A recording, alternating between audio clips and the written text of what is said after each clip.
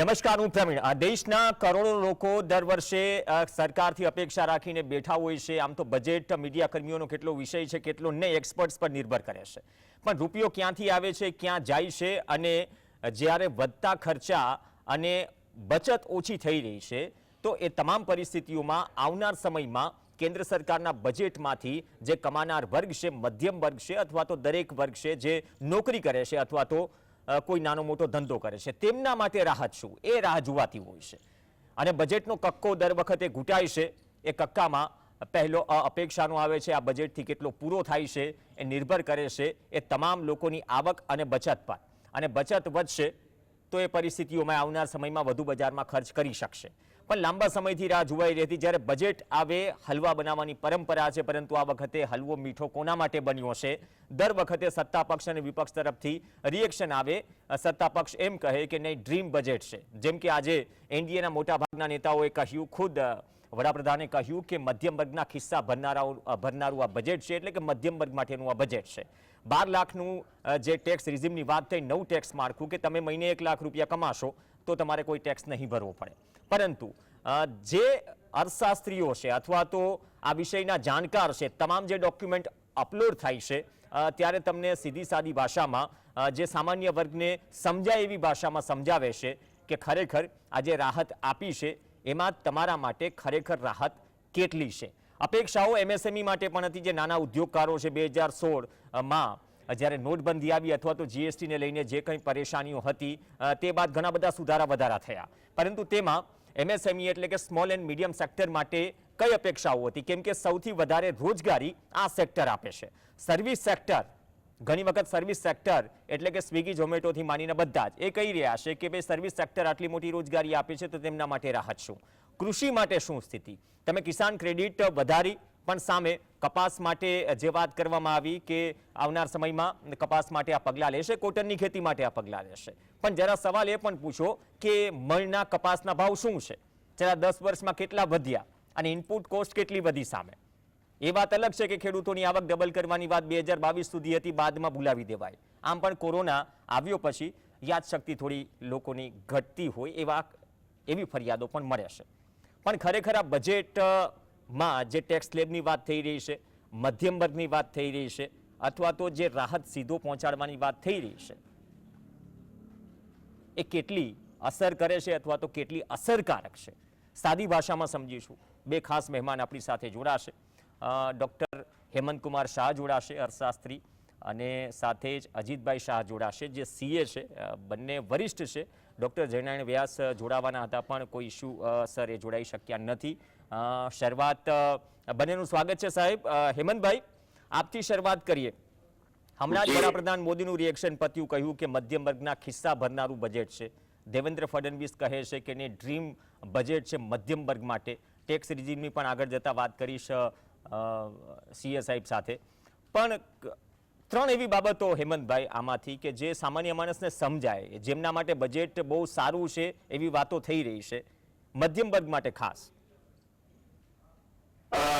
બિલકુલ વાત સાચી છે। આ મધ્યમ વર્ગનું બજેટ છે અને મધ્યમ વર્ગના ખિસ્સામાં એનાથી વધારે રકમ આવશે એ વાત ચોક્કસ છે। પણ આપણે ધ્યાનમાં રાખવું જોઈએ કે આ દેશનો મધ્યમ વર્ગ બહુ નાનો છે, એટલે જે લોકો ઇન્કમ ટેક્સ ભરે છે એમની સંખ્યા કેટલી છે?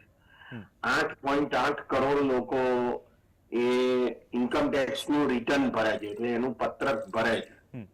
એમાંથી ટેક્સ ભરનારા લોકોની સંખ્યા લગભગ 5.5-6 કરોડ થી વધારે નથી। તો એનો અર્થ એ થયો કે જેમને રાહત મળવાની છે એ બધા આ 6 કરોડ લોકોમાં આવી જાય છે। અને જો એ 6 કરોડ ને તમે એક જ પરિવારમાં એક જ છે ને એને 5 વડે તમે ગુણો તો 30 કરોડ લોકો થયા। 140 કરોડમાંથી જેમને રાહત મળી છે એ બધા કેટલા? તો કે વધુમાં વધુ 30 કરોડ લોકો। તો બાકીના 110 કરોડનું શું? આ મોટો સવાલ છે। અને આ જે 110 કરોડ છે એમાં સરકાર પોતે પણ એવું કહે છે કે 80 કરોડ લોકોને તો એ 5 કિલો મફત અનાજ આપે છે દર મહિને, અને 1 વર્ષ પહેલા જાહેરાત થયેલી છે કે અમે હજુ 5 વર્ષ આપવાના છીએ। તો સવાલ ઉભો એ થાય છે કે આ જે 80 કરોડ લોકો છે અથવા 110 કરોડ લોકો છે એમને માટે આ બજેટમાં શું છે એ બહુ મહત્વનો સવાલ છે. એટલે મને એવું લાગે છે તમે એમએસએમઈ નો મુદ્દો ઉઠાવ્યો અને બહુ મોટા પ્રમાણમાં આ વખતે એમએસએમઈ એવું બધું નાણાપ્રધાન બોલ કર્યા છે એમના પ્રવચનમાં, અને એમણે માઇક્રો એન્ટરપ્રાઇઝીસ વિશે પણ રાહતની વાત કરી છે. હવે સવાલ ઉભો એ થાય છે કે જે એમએસએમઈ મંત્રાલય છે, micro small and medium enterprises, એનું જે મંત્રાલય છે એ મંત્રાલયનો આંકડો એવું કહે છે કે દેશમાં 4 કરોડ એમએસએમઈ છે અને એમાંથી 3.90 કરોડ એવા છે કે જે માઇક્રો છે. માઇક્રો નો અર્થ એવો થાય છે કે એમાં માત્ર 1, 2 કે 3 જણાને રોજગારી મળે છે, એટલા બધા નાના સાહસો છે. બરાબર. હવે આ શિક્ષણ મંત્રાલય એમએસએમઈ મંત્રાલય એનું બજેટ કેટલું છે?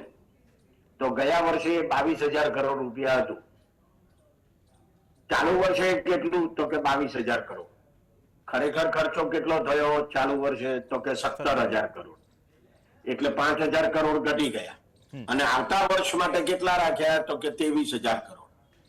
આનો અર્થ એવો થાય કે બહુ જ ઓછા પ્રમાણમાં વધારો થયો બજેટના સંદર્ભમાં. તો એમએસએમઈ ને ખરેખર શું સહાય મળવાની છે એ મને તમે કહો આનાથી. નહીં સાહેબ, એક સામાન્ય સમજ માટે એટલા માટે બહુ સારો મુદ્દો ઉઠાવ્યો કે ઘણી વખત એવું આમાં પીએમ કિસાન સન્માન નિધિ માટે કે કોઈ પણ યોજના માટે જ્યારે બજેટમાં આંકડો જાહેર થાય છે અને બજેટ પછી રિવ્યુ થાય છે તો હેડલાઇન માટે આંકડો અલગ હોય છે. જેમ કે તમે 22,000 કરોડની વાત કરી, પણ એ કોઈ નહીં પૂછે કે ખર્ચ કેટલો કર્યો, 17,000 કરોડ. તો આ પરિસ્થિતિ શું મુખ્ય સેક્ટર્સમાં છે? બજેટના પ્રવચનમાં જે આંકડા આપવામાં આવે છે તે એને ખરેખર એ મંત્રાલયના બજેટના આંકડા સાથે જોવા જોઈએ, અથવા તો દેશના અર્થતંત્રના આંકડા સાથે જોવા જોઈએ. દાખલા તરીકે ખેતી માટે એમણે એવું કીધું શું કે જળ ધાન્ય નામની એક નવી યોજના શરૂ કરીએ છીએ. બરાબર. પછી એમણે એવું કીધું કે 1,70,00,000 ખેડૂતોને એમ કે અમે સહાય કરીશું. હવે કુલ જે ખેડૂતોની સંખ્યા છે એ કેટલી છે? તો કે 15 કરોડ. એમાં 82% ખેડૂતો એવા છે કે જેમની જમીન માત્ર 2 હેક્ટર જેટલી છે. બરાબર. એટલે લગભગ 13 કરોડ જેટલા થયા. તો 13 કરોડમાંથી તમે 1,70,00,000 ને સહાય કરવાના. બરાબર. તો આ બહુ મોટી રકમ થઈ અને બહુ મોટો આંકડો થયો. હવે બીજો મહત્વનો મુદ્દો ખેતીના સંદર્ભમાં જ કહું છું. નાણાપ્રધાને એમના પ્રવચનમાં એવું કીધું કે 6 વર્ષમાં એમ કે કઠોળની બાબતમાં આપણે આત્મનિર્ભર થઈએ એને માટે સરકાર કામ કરી રહી છે. હવે મારે એ યાદ દેવડાવવાની જરૂર છે કે નરેન્દ્ર મોદી 2014માં જયારે વડાપ્રધાન થયા ત્યારે અરુણ જેટલી નાણાપ્રધાન થયા અને અરુણ જેટલીએ એમનું પહેલું બજેટ આપ્યું ને એમાં જ એમણે એવું કીધેલું કે કઠોળની બાબતમાં આપણે આત્મનિર્ભર થવું છે. હવે ક્યારે થવાનું છે એ મને કહો. 11 વર્ષ થયા અને હવે નિર્મલા સીતારામન એમ કહે છે કે બીજા 6 વર્ષે આપણે આત્મનિર્ભર થઈશું. મને એના કોઈ વિશે પણ શંકા છે, પણ આ તો હું તમને કહું છું કે એમાં થશે. બીજો ખેતીનો અગત્યનો મુદ્દો કિસાન ક્રેડિટ કાર્ડનો. એમાં એમણે એવું કીધું કે 7.7 કરોડ લોકો પાસે કિસાન ક્રેડિટ કાર્ડ છે મંજૂર, પણ એમાંથી લોન કેટલા લે છે એનો આંકડો એમણે ના આપ્યો. આશરે લગભગ 5 કરોડ ખેડૂતો લોન લે છે, બધા લોન નથી લેતા. બીજો સવાલ ઉભો એ થાય છે કે એમણે 3 લાખથી વધારીને લોન 5 લાખની કરી, એની મર્યાદા કરી. બરાબર. પણ તેથી બધા 5 લાખની લોન લે. 3 લાખની મર્યાદા હતી ત્યારે બધા 3 લાખની લોન લેતા હતા એવું નહોતું. બરાબર. એ 1 લાખની હોય, 50,000ની હોય, 25,000ની હોય, 1.5-2 લાખની હોય, આંકડો 3 લાખ કરતા ઓછો હોય. હવે મુદ્દો એ છે કે દેશમાં 15 કરોડ ખેડૂતો છે અને એમાંથી 13 કરોડ તો બહુ નાના છે. એમાંથી જો 7.7 કરોડ લોકો આ ક્રેડિટ કાર્ડ ધરાવતા હોય તો ખરેખર એમને શું રાહત મળી અને બાકીના શું રાહત મળી? કારણ કે બાકીના તો પાસે તો આ કાર્ડ જ નથી.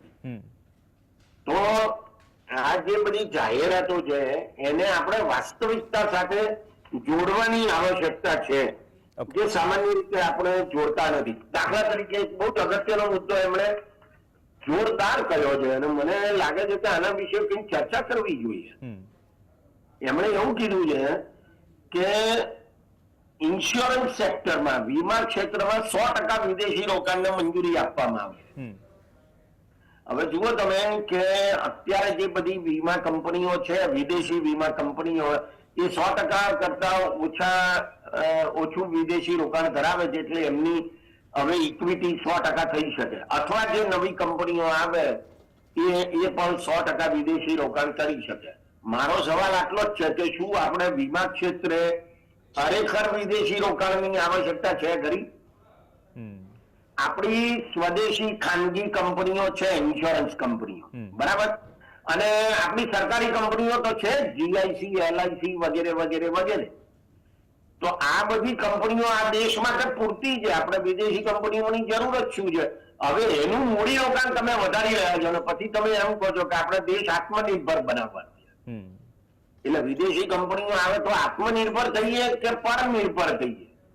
મને કઈ સમજાતું નથી ખરેખર. રાઈટ. એટલે જે શબ્દો વાપરવામાં આવે એમના નાણાપ્રધાનના ભાષણમાં, એના ઉપર વિશ્વાસ મૂકવાની જરૂર નથી. આંકડાઓ અને હકીકતો શું છે એ વધારે અગત્યનું છે. અને મને એમ લાગે છે કે એના વિશે આપણે વધારે ચિંતા કરવાની જરૂર છે. હું એક જ આંકડો આપીને અત્યારે મારી વાત પૂરી કરું. મનરેગા એ 2005 નો કાયદો, ગ્રામ વિસ્તારોમાં 100 દિવસની રોજગારી આપવા માટેનો કાયદો. અત્યારે 54-55 દિવસ માંડ રોજગારી આપવામાં આવે છે એમ સરકારની વેબસાઇટ કહે છે. અને છેલ્લા 3 વર્ષથી એનું જે બજેટ છે એ 86,000 કરોડ રૂપિયા ઉપર અટકી ગયું છે. આવતા વર્ષ માટે 86, ગયા વર્ષ માટે 86, ચાલુ વર્ષ માટે 86,000 કરોડ રૂપિયા. હવે જો 86,000 કરોડ રૂપિયામાં કાયદાનો અમલ જ ના થતો હોય અને 100 દિવસની રોજગારી જ ના મળતી હોય તો તમારે બજેટ વધારવું જોઈએ કે ના વધારવું જોઈએ? એ તો બજેટ વધારવામાં આવતું જ નથી.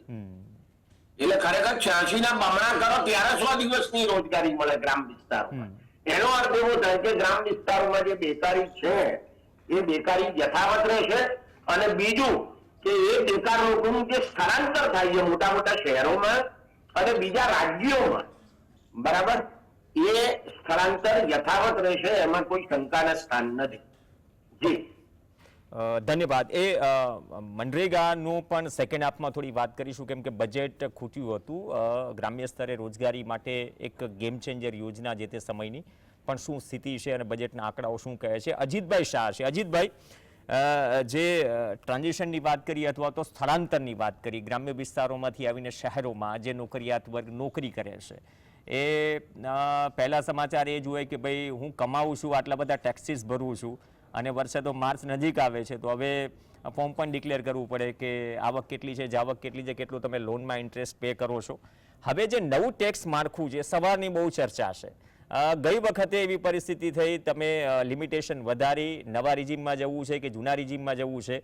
આજે તમે નાણામંત્રીને સાંભળ્યા અને નાણામંત્રીને સાંભળ્યા પછી જે 12 લાખ સુધીની છૂટની વાત છે એ દરેક વર્ગને, નોકરિયાત વર્ગને સીધી સાદી ભાષામાં સમજાય એ રીતે કે ખરેખર આ એમના માટે રાહત કેટલી છે અથવા તો કેટલી રાહત આપવાનો પ્રયાસ કર્યો છે પ્રેક્ટિકલી? એટલે આમાં એવું છે કે એમની રજૂઆત એવી હતી કે 12 લાખ રૂપિયા સુધી કમાશો તો તમારે ટેક્સ ભરવાનો નથી, એટલે બધા ખુશ થઈ ગયા. પણ જેમ પહેલા 2 રિજીમ હતા કે 1.5 લાખ રૂપિયા, તેમાં તમને ડિડક્શન્સ બધા મળતા હતા, વીમા પ્રીમિયમ ભરો અને બાળકોની ફી ભરો, જે બી ભરો તે તમને મળતું હતું. અને નવા રિઝીમમાં આપણે 7 લાખ રૂપિયા લાવ્યા હતા, તેમાં કશું મળતું નહોતું. તો હવે રિઝીમ તો આજની તારીખમાં પણ 2 ના 2 જ રહ્યા. 2.5 લાખનું રિઝીમ છે અને 12 લાખનું. એટલે 12 લાખ રૂપિયા સુધી તમે કમાઓ તો ટેક્સ ભરવાનું ના આવે, પરંતુ તમારે રિટર્ન તો ભરવું જ પડે કે 12 લાખ રૂપિયા કમાયા છો અને એની સામે તમે કેટલો ટેક્સ થાય, કેટલા ભર્યા છે, એટલે રિટર્ન તો ભરવું પડે. ટેક્સ નહીં ભરવાનો એ વસ્તુ જુદી છે. અને એમને સ્લેબ જે બદલ્યા છે કે 12 લાખથી વધુ ઇન્કમ હોય તો તેમને જુદા જુદા સ્લેબ આપ્યા છે. એટલે એમણે શરૂઆત કરી કે 12 લાખ સુધી 4 લાખ રૂપિયા સુધી 0 ટેક્સ જે પહેલા 7 લાખનો હતો હવે 4 લાખ સુધી 0 ટેક્સ, 4 લાખથી 8 લાખ સુધી 5%, 8 લાખથી 12 લાખ સુધી 10%, 12 લાખથી 16 લાખ સુધી 15%, 15 થી 20%, 16 થી 20% અને 20 થી 24 25%. 25 થી વધારે હોય તો તમારે 30%નો ટેક્સ કરવો પડે, 24 થી વધારે હોય તો. એટલે આમ જે પહેલા એવું હતું કે 10 થી વધારે હોય તો 30% ભરવાનો હતો, એના બદલે હવે 24 થી વધારે હોય તો 30%નો ટેક્સ તમારે ભરવો પડે. એટલે થોડી ઘણી રાહત ચોક્કસ રહે. પગારદાર માટે એક બીજી બી છે કે એમને મહિને માસિક લાખ રૂપિયા પગાર આવે અને 12 લાખ થાય વત્તા એમને 75,000 રૂપિયા એક્સ્ટ્રા મળવાના કે એમને એના પ્રમાણે મળે છે, પથ્થા તરીકે મળે છે.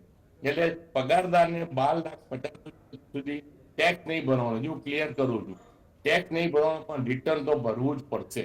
એમને એની ગણતરી કરી, બીજી જે બી આવકો તે બતાવી, રિટર્ન તો એમને ભરવું જ પડશે, એમાં કોઈ બેમત નથી. બીજો ફેરફાર કર્યો એમણે કે TDS-માં એમને થોડી રાહત આપી.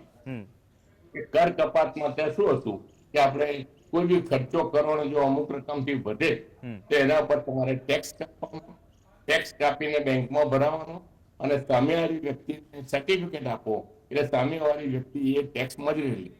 દાખલા તરીકે અત્યારે રેન્ટ ઉપર જો તમે રેન્ટ 2,40,000 થી વધુ વાર્ષિક રેન્ટ આપો તો ભાડું આપનારે TDS કરવો પડતો. એટલે એટલો TCS કરો માલિક છે તે મજૂરી. એમને એવું કર્યું કે માસિક ₹50,000 થી વધારેનો ભાડું હોય તો જ કર કપાત કરવાની રહેશે. એટલે કે ઓવરઓલ 6 લાખ રૂપિયા થયા. પણ અહીંયા માસિક 6 લાખ રૂપિયાનો ચેક માર્ચ મહિનામાં આપો તો એ ન ચાલે. ભાડા પેટે 6 લાખનો ચેક એક જ આપો તો એ ન ચાલે. એટલે માસિક 50,000 રૂપિયાનું હોય તો તમને TDS માંથી રાહત મળશે. બીજી વસ્તુ કમિશન પર, દાખલા તરીકે ઇન્સ્યોરન્સ કમિશન છે કે કાપડના ધંધામાં કોઈ બી ધંધામાં કમિશન છે તો એ કમિશન ઉપર 15,000 રૂપિયાથી વધારે કમિશન આપો તો કમિશન આપનારે TDS કરવો પડતો હતો અને એ રકમ પોતે ભરાવી અને એને સર્ટિફિકેટ આપતા હતા. એ 15,000ના એમને 20,000 કર્યા. એટલે કે બહુ મોટી રાહત નથી. પ્રોફેશનલ ફી, આજે મને કોઈ મારો ક્લાયન્ટ ફી આપે અને જો ફીની રકમ 30,000 થી વધુ હોય તો તેણે ટેક્સ કાપવો પડે, કર કપાત કરવો પડે અને એ રકમ મારે મારી આવકના રિટર્ન ભરું ત્યારે મારે મજૂરી લેવાની.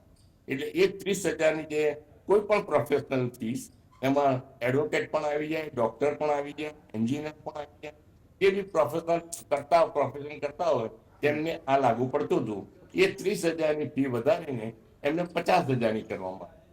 એટલે એ બી એક સારું કહી શકાય કે 20,000 થી બહુ ફેર નથી પડતો પણ કંઈક વધારો કરી આપ્યો. સિનિયર સિટીઝનને જે વ્યાજની આવક 40,000 થી વધારે થાય તો તેના પર કર કપાત કરવાનો રહેતો હતો. હવે એને બદલે એમણે સીધી 1 લાખ રૂપિયાની કરી. એટલે ઇટ્સ એ ગુડ સજેશન કે 1 લાખ રૂપિયા સુધીની વ્યાજની આવક હોય સિનિયર સિટીઝનને તો વ્યાજ આપનારે કર કપાત કરવાની નહીં. એટલે આ રીતનો કર કપાતમાં પણ ફેરફાર કર્યો છે. ઓકે સાહેબ, એક નાનો સવાલ, બહુ ટૂંકાણમાં જવાબ, જે સામાન્ય છે, કદાચ અહીંયા કોઈ નવું ટેક્સ માળખું અપનાવે તો ફરીથી એ જૂના ટેક્સ માળખામાં જઈ શકે? ના, તમે એક વખત જે સ્વીકાર્યું છે એ તમારે કન્ટિન્યુ કરવાનું. અને આમાં બે માળખામાં તકલીફ ક્યાં થાય છે કે દરેક બધા ક્લાયન્ટ કે મારા ક્લાયન્ટ આવે તો કે સાહેબ મને અહીંયા પણ ફાયદો થવા થાય છે એટલે મારે બંને ટેક્સ માળખામાં ગણતરી કરવી પડે. કરવાનું તો એક જ, એટલે અમારી મુશ્કેલીઓ વધી જતી હતી. પણ પેલું એક જ માળખું હોય તો એ સારું પડે કે ભાઈ આ રીતનું છે, તમારે આટલો ટેક્સ કરવાનો.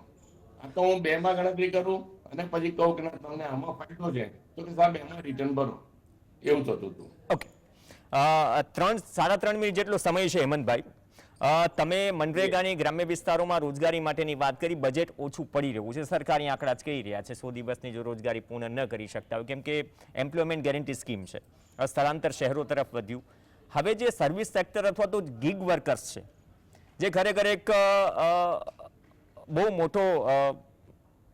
મોટો વિસ્તાર બને છે અથવા તો ઇન ટર્મ્સ ઓફ નંબર્સ, તો ગીગ વર્કર્સ માટેની જે જાહેરાત છે એને આપ કઈ રીતે જોઈ રહ્યા છો? કેમ કે શહેરોમાં ઘણું બધું મેટર કરે છે, ગીગ વર્કર્સ જે ઇન્કમ મેળવે છે અથવા તો એના થકી જે ઘર ચલાવે છે, પાર્ટ ટાઈમ હોય કે ફૂલ ટાઈમ હોય. નાના પ્રધાને એમના પ્રવચનમાં એવું કહ્યું કે 1 કરોડ ગીગ વર્કર્સને તેઓ આરોગ્યનો લાભ આપશે, આરોગ્યની યોજનાનો લાભ આપશે જો એ ઈ શ્રમ પોર્ટલમાં જોડાય તો. એટલે પહેલી વાત તો એ છે કે 1 કરોડ ગીગ વર્કર છે ઈ શ્રમ પોર્ટલમાં જોડાવાનું. હવે બીજો અગત્યનો મુદ્દો એ છે કે આ તો શું થયું કે બીમાર પડો ને તો તમને રાહત મળે. હવે બીમાર ના પડે ને રાહત જોઈતી હોય એને સોશિયલ બેનિફિટ કહેવાય, એને સોશિયલ સિક્યોરિટી કહેવાય.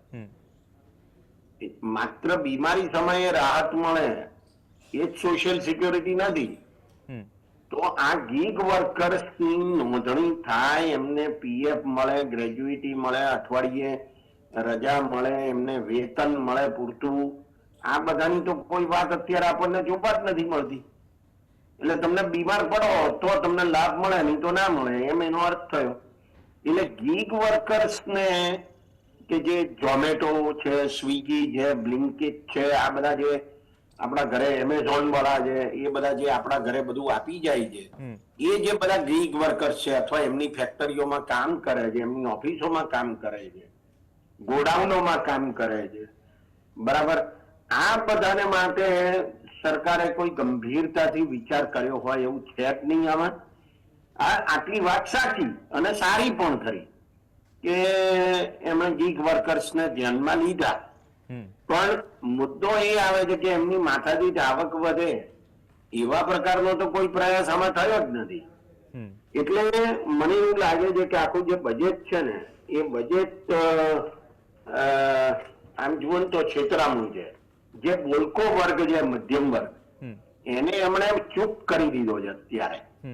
કારણ કે દિલ્હીમાં ચૂંટણી આવે છે અને દિલ્હીમાં જે નોકરિયાત વર્ગ છે બહુ મોટો વર્ગ છે, એટલે એને રાહત એટલા માટે જ આપવામાં આવી છે, બરાબર, કારણ કે એમને દિલ્હી જોઈએ છે. પણ અગત્યનો મુદ્દો એ છે કે પરિસ્થિતિ સામાન્ય માણસો માટે સુધારવાની કે નહીં સુધારવાની, શિક્ષણ અને આરોગ્યની પરિસ્થિતિ છે પણ સુધારવાની નથી. દાખલા તરીકે 2,12,000 કરોડ રૂપિયાનું શિક્ષણનું બજેટ, હવે એ જીડીપી ના કેટલા થાય તો 0.6% થાય.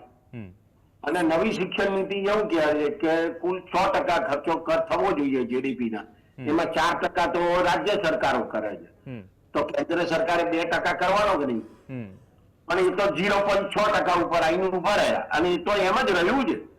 નવી શિક્ષણ નીતિ 2020માં આવી, એ પછી આ 5મું બજેટ છે, પણ એક પણ બજેટમાં એ 0.6 થી આગળ વધ્યા નથી. એટલાથી ઓછું થયું છે પણ વધ્યું નથી.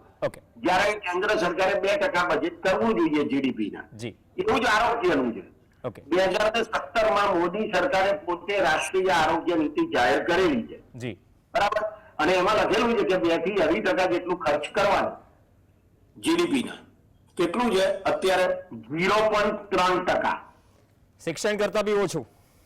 હા, તો અડધું આરોગ્યની ખર્ચ છે 89,000 કરોડ રૂપિયા અને શિક્ષણનું ખર્ચ છે 2,12,000 કરોડ રૂપિયા.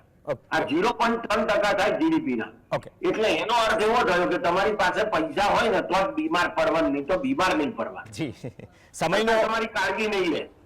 સમયનો અભાવ છે, પણ તમે બહુ સારી વાત કરી, સોશિયલ સિક્યોરિટીની વાત કરીને પાયાની મૂળભૂત ફરજો છે શિક્ષણ અને આરોગ્ય માટે પોલિસી બનાવી, પરંતુ તેના માટે બજેટ ખુદ કેન્દ્ર સરકાર કહે એટલું જો લાંબા સમયથી એ બજેટ ન આપે તો પછી આત્મનિર્ભર 2047ની આપણે ગોલ પોસ્ટ મૂકીએ છીએ, કદાચ પાયાની સુવિધાઓમાં આપણે વિચાર કરવો પડશે. બચત તો ઘટી રહી છે, જોઈએ આ જાહેરાતોથી બચત વધે છે કે નહીં, કેમ કે મોંઘવારી તો વધી જ રહી છે, સોનું બજેટ બહાર છે, જોઈએ કેટલી વસ્તુઓ બજેટ બહાર થાય છે, એ જનતાને પૂછવું પડશે, ત્યાંથી અંદાજો આવશે કે સ્થિતિ ખરેખર શું છે આ બજેટ પછી. ધન્યવાદ અજીતભાઈ શાહ, ધન્યવાદ ડોક્ટર હેમંતકુમાર શાહ ચર્ચામાં જોડાયા. તો આ સાથે જ હાલ બસ આટલું જ. નમસ્કાર.